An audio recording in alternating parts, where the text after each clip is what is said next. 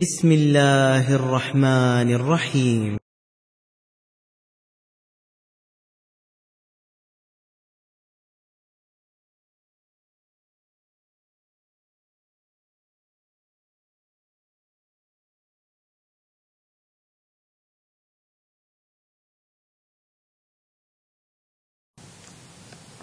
إن الحمد لله نحمده ونستعينه ونستغفره ونعوذ بالله من شرور أنفسنا ومن سيئات أعمالنا من يهده الله فلا مضل له ومن يضلله فلا هادي له وأشهد أن لا إله إلا الله وأشهد أن محمدا عبده ورسوله يا أيها الذين آمنوا اتقوا الله حق تقاته ولا تموتن إلا وأنتم مسلمون يا أيها الناس اتقوا ربكم الذي خلقكم من نفس واحدة وخلق منها زوجها وبث منهما رجالا كثيرا ونساء واتقوا الله الذي تساءلون به والأرحام إن الله كان عليكم رقيبا يا أيها الذين آمنوا اتقوا الله وقولوا قولا سديدا يصلح لكم أعمالكم ويغفر لكم ذنوبكم ومن يطع الله ورسوله فقد فاز فوزا عظيما أما بعد فإن خير الحديث كتاب الله وخير الهدي هدي محمد صلى الله عليه وسلم وشر الأمور محدثاتها وكل محدثة بدعة وكل بدعة ضلالة وكل ضلالة في النار. أعوذ بالله من الشيطان الرجيم. بسم الله الرحمن الرحيم. ولو أنهم فعلوا ما يوعظون به لكان خيرا لهم وأشد تثبيتا وإذا لآتيناهم من لدنا أجرا عظيما ولهديناهم صراطا مستقيما. محترم سامعین، اس سورۃ النساء کی ایک آیت تلاوت کی گئی ہے اور جس موضوع پر ہمیں گفتگو کچھ کرنی تھی آج، اسی مناسبت سے یہ پیپر اوقاف کی طرف سے آیا ہوا ہے اور اس کا بھی پڑھ دینا اور اس کا سنا دینا ضروری ہے، ہمارے موضوع سے متعلق ہے۔ رسول اللہ صلی اللہ علیہ وسلم کی حدیث جس کو انس بن مالک رضی اللہ تعالی عنہ نے روایت کیا ہے، کہتے ہیں کہ نبی علیہ السلام نے ارشاد فرمایا کہ منہومان لا یشبعان، منہوم فی العلم ومنہوم فی الدنیا، او کما قال علیہ الصلوۃ والسلام۔ حدیث کے راوی ہیں خادم النبی صلی اللہ علیہ وسلم انس بن مالک رضی اللہ تعالی عنہ، اور اس حدیث کو امام حاکم نے اور امام بہقی نے شعب الایمان میں بسند صحیح نقل کیا۔ نبی علیہ السلام نے ارشاد فرمایا کہ منہومان، دو قسم کے حریص، دو قسم کے لالچی ہیں جو کبھی ان کی حرص پوری نہیں ہوتی، کبھی آسودہ نہیں ہوتے، ہر وقت وہ مزید اور زیادتی کی کوشش کرتے رہتے ہیں۔ ایک حریص تو ہے منہوم، ایک تو وہ ہے جو طالب علم ہوتا ہے۔ طالب علم ایک ایسی چیز ہے کہ طالب علم کبھی علم سے آسودہ نہیں ہوتا، بلکہ جتنا علم اس کو بڑھتا ہے اتنا ہی مزید شوق اور اضافہ ہوتا جاتا ہے۔ علم کی کوئی انتہا نہیں۔ علم کے حاصل کرنے اور اپنے معلومات میں اضافہ کرنے کے بہت سارے طریقے۔ ایک تو ہے کہ استاد کے پاس بیٹھ کر کے علم حاصل کیا جائے، استاد کے پاس بیٹھیں، علم حاصل کریں، تعلیم و تعلم کا طریقہ۔ دوسرا یہ مسجد کے اندر دروس حلقات ہوتے ہیں، اور یہ تحصیل علم کا ایک بہت بڑا ذریعہ ہے خطبہ جمعہ، کہ انسان اول وقت کوشش کرے آئے اور جمعے میں شامل ہو، تاکہ خطیب جس مناسبت سے خطبہ دے رہا ہے پوری باتیں اس کے سننے میں آ جائیں، سمجھ میں آ جائیں۔ اور طلب علم کا ایک بہت بڑا ذریعہ ہوتا ہے کتابوں کا مطالعہ کرنا، کتابیں پڑھنا، علماء کی، فضلاء کی، محدثین کی، اہل علم کی جو کتابیں لکھی جاتی ہیں، جو اپنی زندگی بھر کی معلومات کسی کاغذ میں لکھ کر کے طبع کراتے ہیں، جس کو کتاب کی شکل میں آپ کے سامنے پیش کرتے ہیں، ان کتابوں کا مطالعہ بھی انسان کے لیے اضافے علم کا بہت بڑا ذریعہ بنتا ہے، اور برابر اس کا مطالعہ کرنا باعث خیر و برکت ہوتا ہے۔ اسی لیے کہا جاتا ہے حضرت عبداللہ ابن المبارک رحمۃ اللہ علیہ کے پاس کچھ لوگ ملنے کے لیے آئے، دروازہ کھٹکھٹایا، کھولا دروازہ، باہر اندر داخل ہوئے مہمان، تو پتہ چلا نہ کوئی خادم ہے، نہ غلام ہے، نہ کوئی نوکر ہے، نہ چاکر ہے، نہ وہاں بیوی اور بچے ہیں۔ میزبانوں نے کہا آپ اس بند کمرے میں کیا اکیلے بیٹھے رہتے ہیں، کیا کرتے رہتے ہیں؟ کہا لنا جو نسا اولا نہ مل حدیثوں، بھائی میں اکیلا نہیں رہتا، ہمارے پاس بہت ہم نشیں ہیں، اور ایسے ہمارے دوست ہمارے آزو بازو بیٹھتے ہیں کہ کبھی ان کی صحبت سے اکتاہٹ نہیں ہوتی، کبھی تنگ نہیں ہوتا میں۔ لوگوں نے کہا تو آپ کے پاس مہمان ہے کیا؟ یہاں تو کوئی نظر نہیں آ رہا ہے۔ اپنی کتابوں کی طرف اشارہ کیا، کہا سب سے بڑی ساتھی ہماری یہ کتابیں ہیں۔ سمجھ گئے نا؟ سب سے بڑا مشغلہ، ہمارے سب سے بڑے دوست، ہمارے سب سے بڑے ساتھی کیا کون ہیں؟ ہماری یہ کتابیں ہیں، اور ایسی ہیں نہ ہمیں کبھی غیبت کرنے پر آمادہ کرتی ہیں، نہ ہمیں برائی کرنے پر آمادہ کرتی ہیں۔ یہ ایسی ہم نے اپنے ساتھی بنایا ہے کہ جتنا ان کو ہم پڑھتے ہیں اتنا ہی مزید شوق بڑھتا جاتا ہے، تو ہمیں ان اپنے دوستوں سے فرصت ہی نہیں کسی کے پاس آنے جانے کی۔ کتاب انسان کے زندگی میں بہت سارے انقلابات انہی کتابوں سے آتے ہیں۔ کہا جاتا ہے شیخ الاسلام مولانا ابوالکلام آزاد رحمت اللہ علیہ بر صغیر کے سب سے بگڑے ہوئے گمراہ باپ کے بیٹے تھے، سب سے بڑے گمراہ باپ کے بیٹے تھے۔ شاید کسی مسلمان کا باپ اتنا گمراہ ہو، کتنے گمراہ، لیکن انہی کے ہاں مولانا ابوالکلام آزاد جیسے عالم پیدا ہوئے، مبشر، اور عالم یہ تھا کہ شاید جب سے ہندوستان آباد ہوا ہوگا اور جب سے مسلمان آئے، پورے بر صغیر متحدہ ہند، آج کا پاکستان، بنگلہ دیش، ہندوستان، برما، یہ سارے علاقے میں جب سے اسلام آیا، شاید کبھی کسی عالم کو امام منتخب ہونے کے لیے 1000 عالم نہیں اکٹھا ہوئے ہوں گے۔ مولانا ابوالکلام آزاد کی اکیلی شخصیت ہے کہ لاہور کے اندر 1000 علماء اکٹھا ہوئے، اور سب لوگوں نے ان کے ہاتھ پر بیعت کیا، ان کو امام الہند تسلیم کیا۔ اتنا بڑا انسان ہمارے ہاتھ میں آیا کیسے؟ کہتے ہیں 3 میں کتابوں کو مطالعہ کرتا تھا، 3 کتابیں ہمارے ہاتھ لگی، اور ان میں ایک کتاب ہمیں ہاتھ لگی جب انگریز نے ہمیں احمد نگر جیل قلعہ میں بند کر رکھا تھا، یعنی جیل کے اندر ملا، اور اللہ تعالیٰ انہی 3 کتابوں کی برکت سے ہمارے اندر انقلاب پیدا کیا۔ نمبر 1 کہتے ہیں تقویۃ الایمان، چھوٹی سی کتاب و سنت پر لکھی ہوئی کتاب۔ اب مولانا ابوالکلام آزاد کہتے ہیں سب سے پہلے ہمیں جو کتاب ملی وہ تقویۃ الایمان، ہم نے اس کا مطالعہ کیا، الحمدللہ مطالعہ کرتے کرتے اس نتیجے پر پہنچا کہ آج تک ہم نے جتنا پڑھا تھا یا باپ نے جتنی تعلیم تھی سب جھوٹی تھی، سب باطل تھی، سب کفریات شرکیاں تھی، کوئی بات ہمیں ہدایت والی نہیں ملی۔ کہتے ہیں اس کے بعد بامبے کے اندر تھا تو ایک چھوٹی سے کتاب مولانا خرم علی بلہوری شاہ اسماعیل شہید کے شاگرد کی ملی، جو توحید و سنت کی دعوت میں اشعار پر کتاب لکھی تھی۔ کہتے اس طرح سے اللہ تعالیٰ نے مزید ہدایت دیا، اور ایک جملے پر ہمیں ہدایت ملی، بابا کے ہاں سے کون لایا؟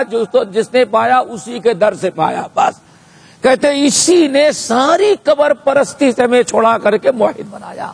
پھر کہتے ہیں جب انگریز نے ہمیں جیل میں ڈالا، قید کر دیا، اور پورے ہندوستان کا دورہ کراتے ہوئے کبھی یہاں کبھی وہاں، احمد نگر مہاراشٹر کے ایک ڈسٹرکٹ وہاں قلعے میں لایا تو کسی نے شیخ الکل میاں نذیر حسین محدث دہلوی رحمۃ اللہ علیہ کی کتاب معیار حق پکڑا دیا، پہنچا دیا، کہا اس کو پکڑا تو اس وقت سے لے کر کے آج تک اللہ تعالیٰ نے توحید و سنت پر ہمیں قائم رکھا، اور شیخ الاسلام ابن تیمیہ جیسے لوگوں کو تعارف کروانے میں سب سے بڑا کردار جو ہے مولانا ابوالکلام آزاد رحمۃ اللہ علیہ کا ہے۔ تو کتابوں کے مطالعے سے، کتابوں کے پڑھنے سے بھی آدمی کے بڑی معلومات میں اضافہ ہوتا ہے، بلکہ مدارس جو ہوتے ہیں وہ ایک راستہ بتاتے ہیں، مدارس جو ہوتے ہیں وہ ایک راستہ بتاتے ہیں، لیکن علم حاصل ہوتا ہے مدرسے سے نکلنے کے بعد، جب کتابوں کا انسان مطالعہ کرتا ہے تب۔ تو علم حاصل کرنے کا میرے بھائیوں ایک بہت بڑا ذریعہ کیا ہے؟ کتابیں، کتاب کا مطالعہ کرنا، کتاب پڑھنا، کتاب کا مطالعہ کرنا۔ اللہ رب العالمین ہم سب لوگوں کو توفیق دے، اور بلکہ بعض اہل علم کہتے ہیں، نبی علیہ السلام کی حدیث، من سلک طریقا فی طلب العلم، جو انسان کوئی راستہ طے کرتا ہے علم حاصل کرنے کے لیے، تو کہتے ہیں یہاں راستہ عام ہے، راستوں میں سے ایک راستہ تو ہے کہیں جانا، اور ایک راستہ ہے کہیں بیٹھ کر کے کتابوں کا مطالعہ کرنا۔ اسی لیے بعض اہل علم نے کہا، اللہ اکبر، بعض اہل علم نے کہا، نبی علیہ السلام نے سنن ترمذی کی حدیث میں جو آیا ہے کہ اللہ تعالیٰ کے نزدیک دو اثر جو ہیں بڑے ہی محبوب ہیں، دو اثر، دو نشانات بڑے محبوب ہیں۔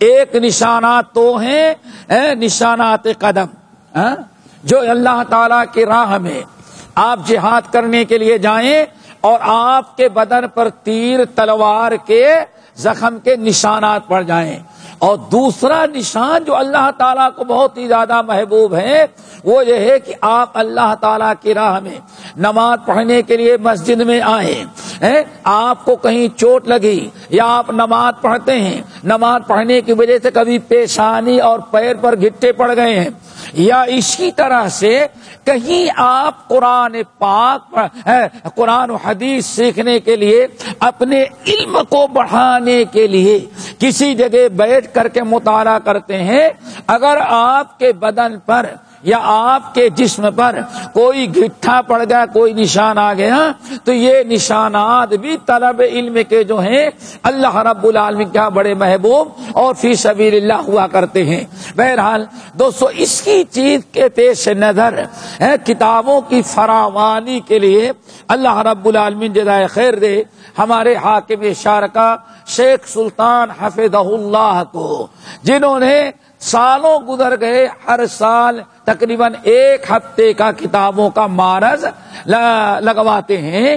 مقصد یہ ہوتا ہے، حاکم شارکا کہہ رہے ہیں کہ گھر گھر میں کتاب پہنچے اور لوگ کتاب پڑھنے والے بن جائیں، کتاب پڑھنے والے بن جائیں۔ اسی چیز کے پیش نظر ایک عالمی ایگزیبیشن لگتا ہے جہاں دنیا میں چھپنے والی ساری کتابیں آتی ہیں، اور کتابیں یہاں آ کر کے ہفتے 10 دن کا معرض ہوتا ہے، لوگ خریدتے ہیں۔ مقصد یہ شیخ کا، حاکم کا، اللہ جزائے خیر دے کہ ہم اور آپ کتابیں پڑھیں اور ان کتابوں کا مطالعہ کریں، اور سب سے زیادہ اگر انسان کسی چیز سے فائدہ اٹھا سکتا ہے تو اپنے علم اور اپنی کتاب سے، لیکن اس کے لیے چند چیزوں کا ہونا ضروری ہے۔ نمبر 1، اخلاص۔ آپ کتاب خریدیں، خریدنے میں بھی اخلاص ہو، اور کتابوں کا مطالعہ کریں تو اس میں بھی کیا ہونا چاہیے؟ اخلاص ہو۔ کتابیں پڑھیں اور علم میں اضافہ کرنے کی نیت ہو، وَقُلْ رَبِّ زِدْنِی علما ہو کہ اللہ ہم اس کتاب کو خریدتے ہیں تاکہ اس کتاب کے ذریعے ہمارے علم میں اضافہ ہو۔ آپ اگر اس نیت سے کتاب خریدے تو کتاب خریدنا بھی اللہ رب العالمین کی ہاں نیکی، اور اس نیت سے پڑھیں گے تو اس کا پڑھنا بھی ایک بہت بڑا کیا ہے؟ جہاد ہے، اور بہت بڑی نیکی ہے۔ نمبر 2، بہت ضروری چیز یہ ہے کہ کتاب آپ پڑھیں تو سب سے پہلے کیا پڑھیں آپ؟ اللہ جزائے خیر دے ہمارے حاکم شارکا ڈاکٹر شیخ محمد بن سلطان محمد القاسمی حفظ اللہ کو کہا جاتا ہے جب حاکم کے پاس علم ہوتا ہے تو رعایا کے اندر بھی ابھی اللہ ایک بڑی عجیب سی بات بتائیں. ایک بہت بڑے مشہور اور ایک بڑی جگہ میں بیٹھا ہوا تھا چند دن ہفتہ پہلے, تو اس نے کہا شارکا کے پورے امارات کو اس نے جائزہ لیا. اتنی مجھے خوشی ہوئی. اور شارکا کی خوبی کیا بتائی معلوم ہے؟ ہر اسٹیٹ کی ہر ملک کی خوبی بتا رہا تھا. سعودیہ کے یہ ہے, دبئی کے ہے, ابو ظبی کے ہے, کویت کے ہے, قطر کے ہے, مسقط. اللہ اکبر, بڑا تجربے کار انسان ہے. تو اس نے کہا کیا معلوم, میں تو دنگ رہ گیا کہ اتنی دیر سے رہتے ہم لوگوں نے خیال نہیں کیا. کہا کیا؟ کہا کہ شارجہ کی خوبی ہے علم کو پھیلانا, علم کو پھیلانا. کاش نہیں, یہ قاسمی خاندان جب سے یہاں وجود میں آیا بتانے لگا اور پوری تاریخ بتائی کہ بڑی بڑی لائبریریاں کھول کر جب سے قاسمی خاندان آیا, ان کو قواسم کہا جاتا ہے, قواسم. الحمدللہ ان کے دل میں ایک بہت بڑا جذبہ, سب سے بڑی محبت ان کے دلوں میں کس کی ہے؟ علم کی. اللہ اکبر.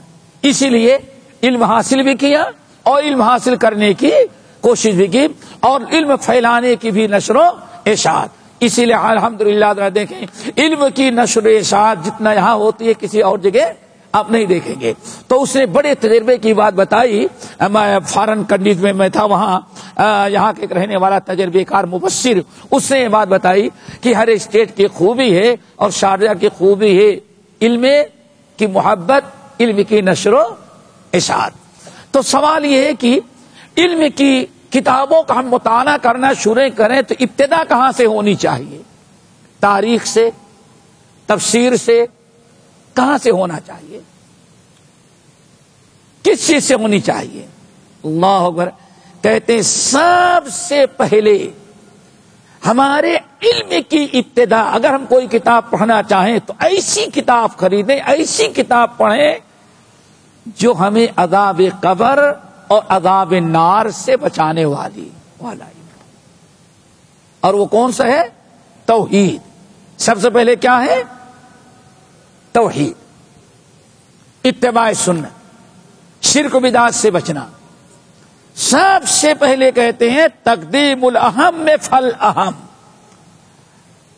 کتاب بھی ایسی خریدیں, کتابوں کا مطالعہ ایسی کتاب کا شروع کریں جو آپ کو, جس کے اندر یہ ایسا علم ہو جو آپ کو عذاب قبر اور عذاب نار سے بچائے. یعنی عقیدے کی, توحید کی ہو, اتباع سنت کی ہو, شرک و بدعات سے بچانے والی ہو, توحید کی دعوت دینے والی ہو, عقیدہ صحیحہ کی کتاب ہو. پھر اس کے بعد عقیدے کے بعد ارکان اسلام, ارکان اسلام اور ارکان ایمان پر توجہ کی جائے. نمبر 3, ان کتابوں کو جو پڑھیں, جو علم حاصل ہو, صرف پڑھنا نہ رہے, نالج نہ رہے, بلکہ اس پر عمل کرنا.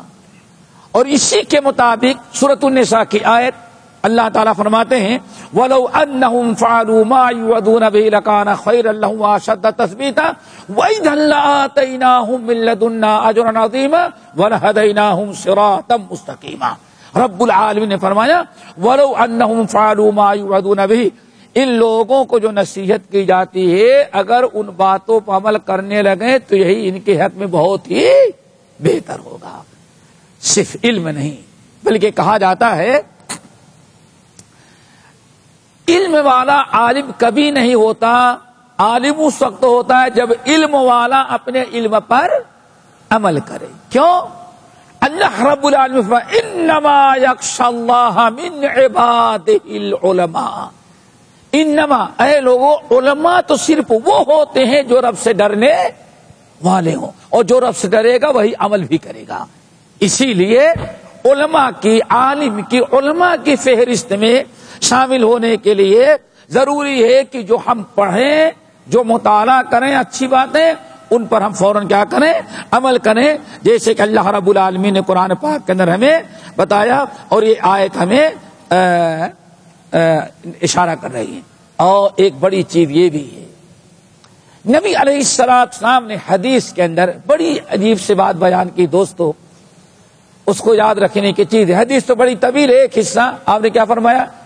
استعین، استعین، اللہ کے بندے استعین، جو چیز تمہیں فائدہ پہنچانے والی ہے، جو فائدہ پہنچانے والی ہے، اس کے حاصل کرنے میں کبھی کوتاہی نہ کرو۔ جو چیز تمہیں فائدہ پہنچانے والی ہے، اس چیز کے حاصل کرنے میں کبھی کوتاہی نہ کرو۔